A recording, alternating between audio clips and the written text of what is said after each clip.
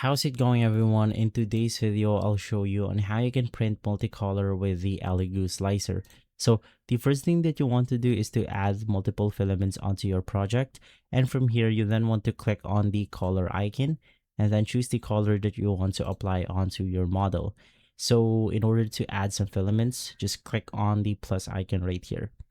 Now, another thing that you can do is to head over to objects, and then you can choose your object right here, right click on it, click on change filament, and then you can change the filament of that specific model right here.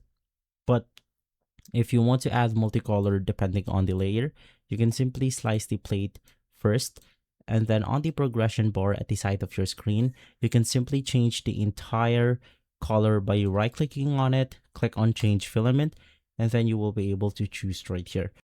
Unfortunately, in my case, I have modified it this way, so I cannot do this method. And for the last option, you can head back to prepare, and then you could use something like the color painting right here.